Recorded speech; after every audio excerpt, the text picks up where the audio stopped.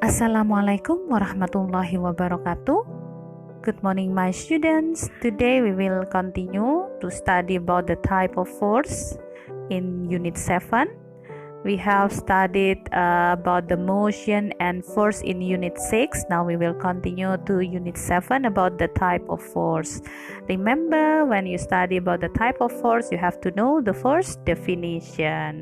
Force is push and pull in particular direction.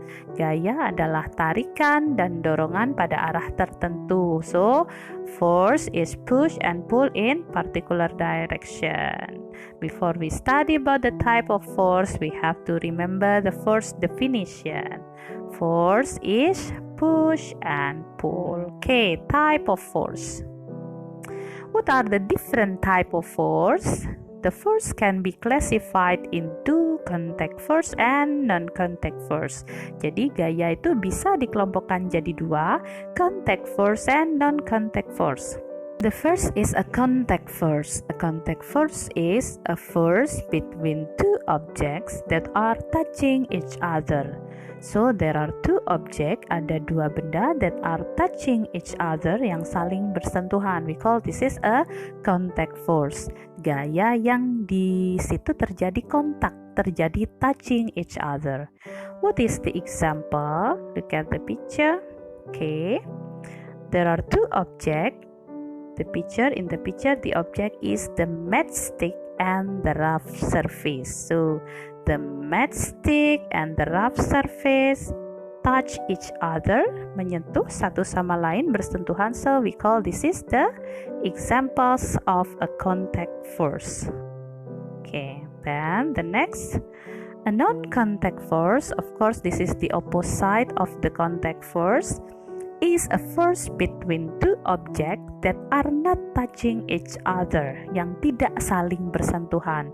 So when there are two objects that are not touching each other and there is force between them, we call this is a non-contact force. Gaya yang tidak terjadi kontak, tidak terjadi sentuhan. The example here, the apple and the ground. Jadi, the apple falls to the ground. Apple ini jatuh ke tanah. There is no touching each other. Tidak ada sentuhan. No touch each other. But there is a force between them. Ada gaya tarik ke bawah. So we call this is the examples of non-contact force. There is a force but not touching each other. The examples of non-contact force. Gaya yang tidak terjadi kontak, tidak terjadi sentuhan. Okay. What are the examples of the force that include in the contact force and non-contact force? In the contact force, we can see here there is frictional and muscular force. Ada gaya gesek dan gaya otot. And then for non-contact force, there are gravitational, magnetic, and electric force. Gaya gravitasi, gaya magnet, dan gaya listrik. So they are the examples of force that include in non-contact force. For today, we will discuss two force that are included in contact force. The first is frictional force, and then the second is muscular force. So today we will discuss about the examples of contact force. The first is frictional force. Frictional force in bahasa gaya gesek.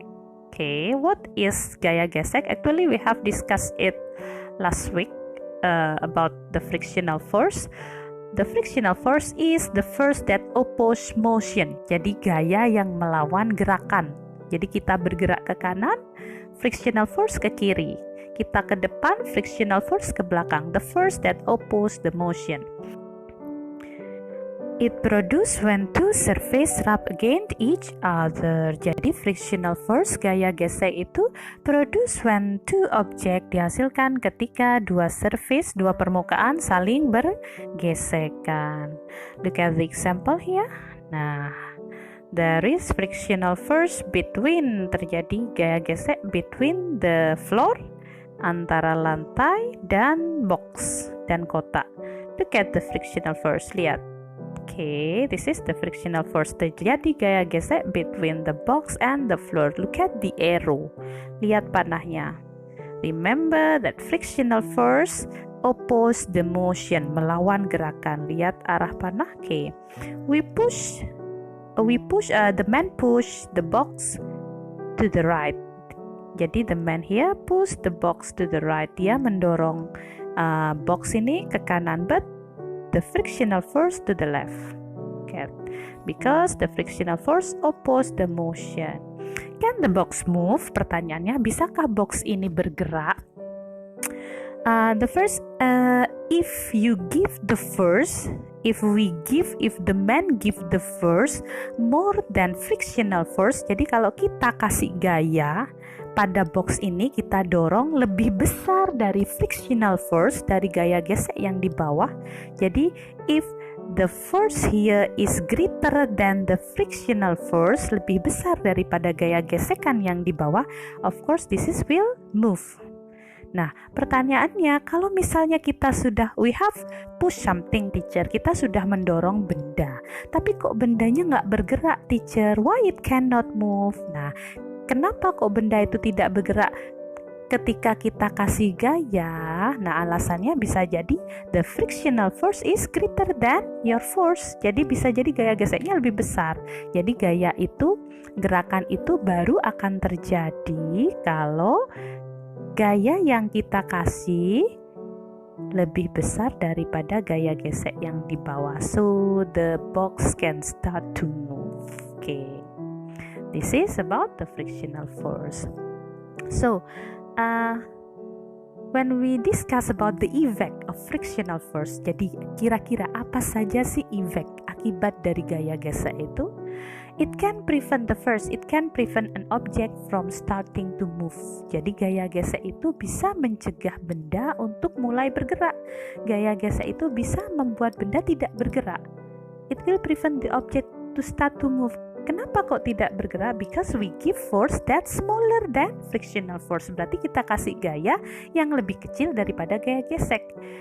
How it can move? Bagaimana supaya bisa bergerak? We give a greater force than frictional force. Kita berikan gaya yang lebih besar dari gaya gesek yang melawan gerakan kita. So we give greater force than frictional force that oppose our motion, yang melawan gerakan kita. So the first effect of frictional force, it can make the object prevented to start moving, membuat benda itu dicegah untuk mulai bergerak.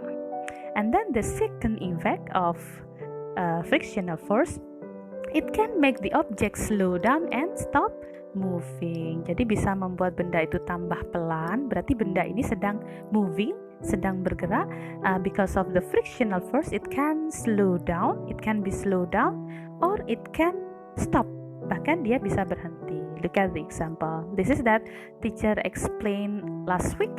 Ini sudah teacher jelaskan. So we give force, kita kasih gaya, we give push to the book, to the rough surface, pada permukaan kasar. Look at the frictional force. Lihat frictional force-nya kemana?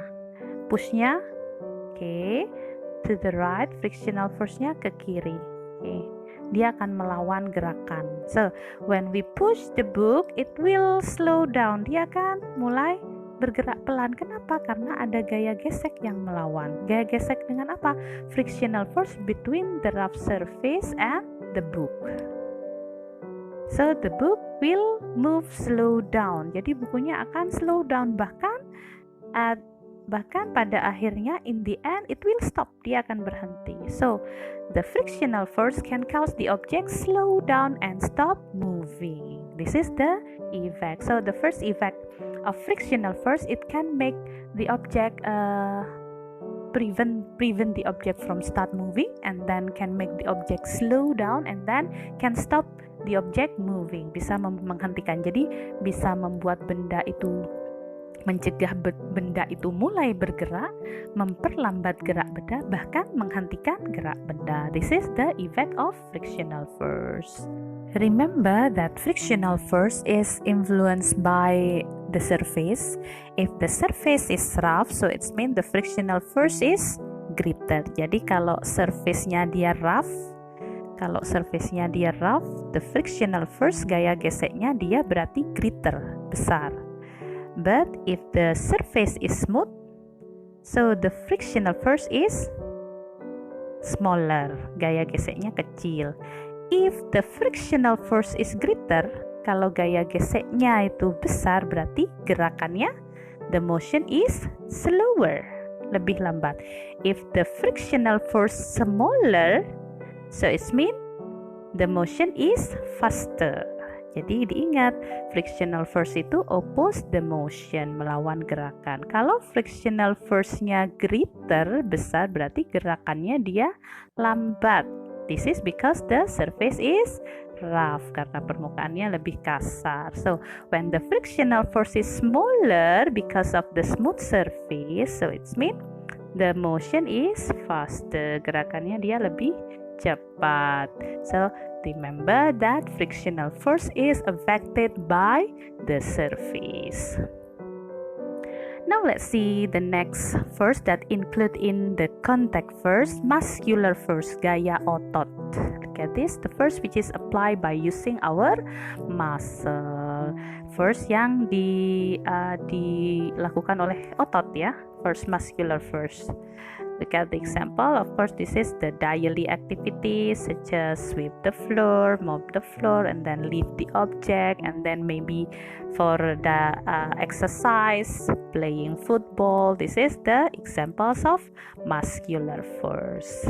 Okay, that's all for today, my students, about the force, about the contact force, frictional and muscular force.